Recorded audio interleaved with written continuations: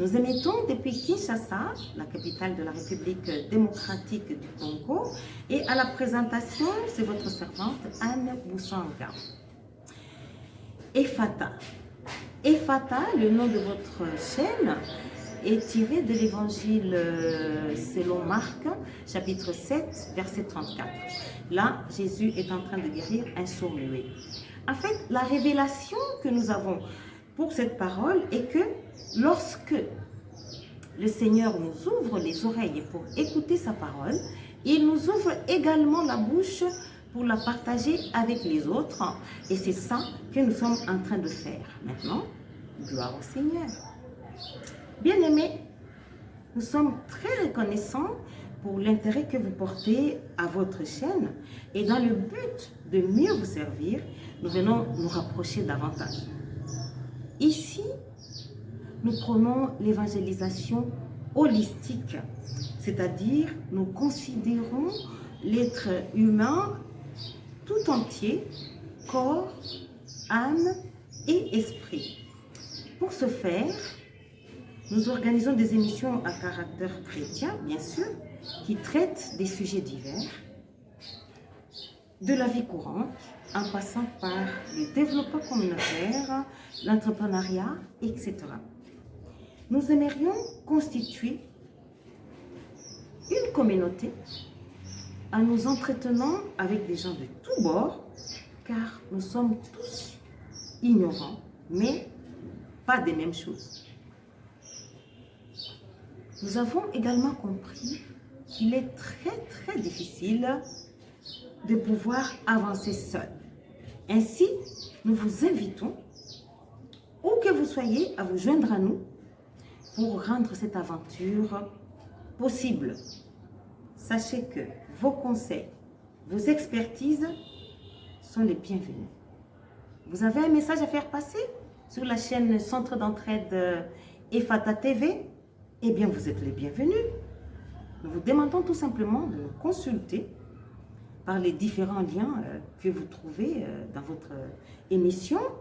Vous nous laissez un message dans le commentaire, vous pouvez nous appeler, vous pouvez nous envoyer un WhatsApp et nous ne manquerons pas de vous contacter.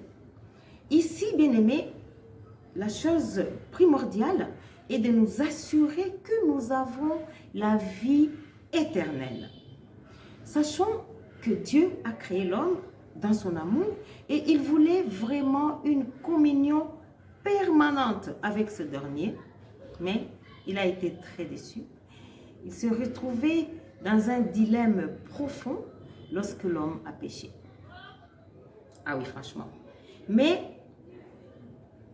heureusement que lui-même a encore trouvé la solution à ce dilemme. Alors, parce qu'il ne pouvait pas continuer à rester juste comme cela dans ce dilemme avec l'homme déchu très loin de lui parce qu'il est saint.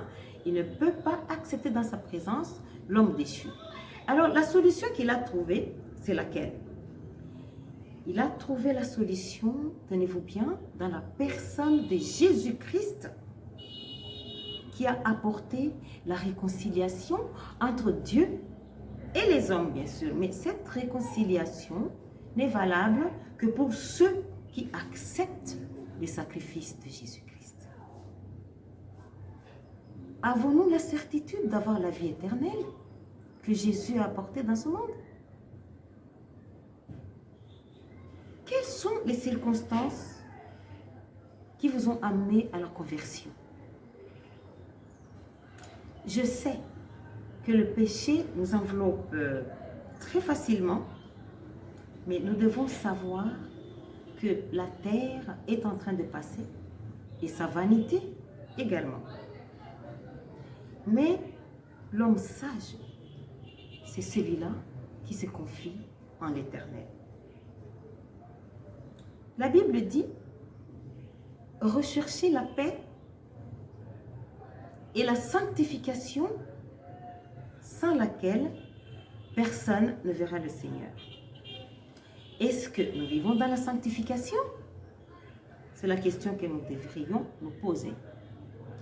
Bien-aimés, tout chrétien doit avoir un témoignage. car on ne naît pas chrétien, mais on le devient. Donc la vie chrétienne doit se constituer d'un avant, d'un pendant et d'un après. Oui, et nous devons savoir que même si vous êtes né dans une famille chrétienne, cela ne vous garantit pas le salut.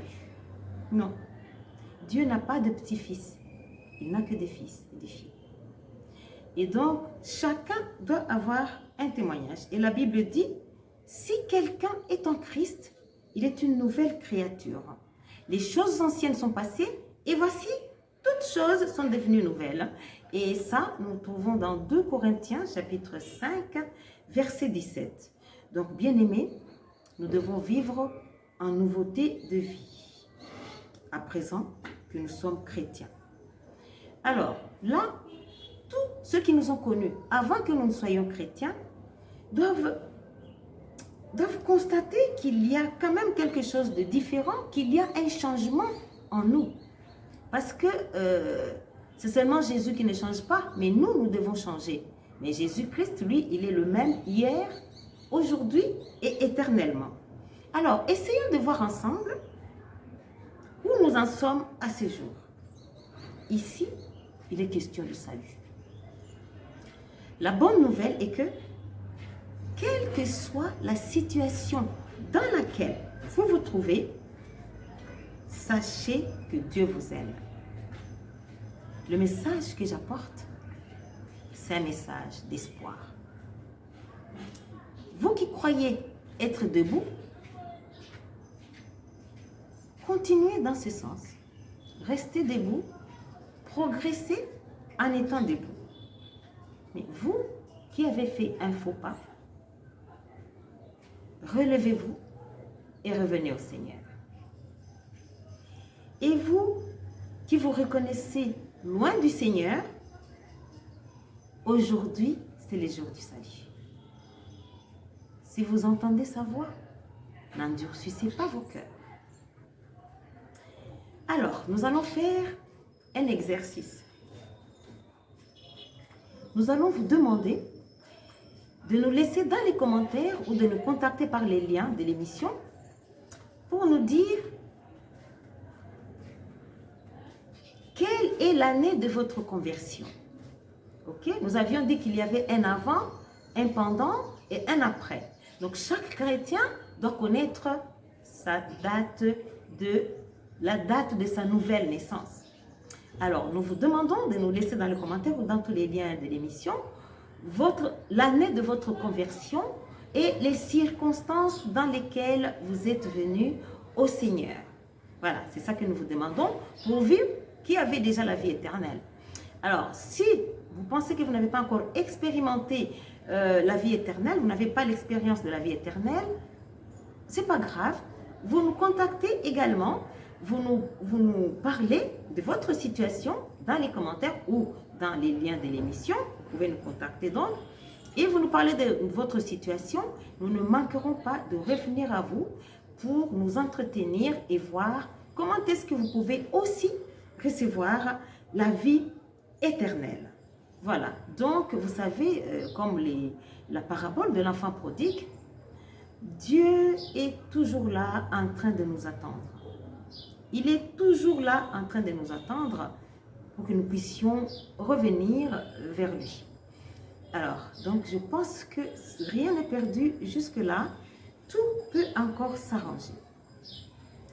Avant que nous puissions nous séparer, bien-aimés, nous aimerions partager avec vous une réalité. Si nous naissons une fois, nous mourrons 2 fois, c'est-à-dire de la mort physique et de la mort spirituelle. Mais si nous décidons de naître 2 fois, nous ne mourrons plus qu'une seule fois avant de nous retrouver dans les bras de notre Père bien-aimé et vivre avec lui éternellement. Alors, c'est à nous de choisir. Sur ce, nous vous disons au revoir dans le plaisir de nous retrouver au prochain numéro.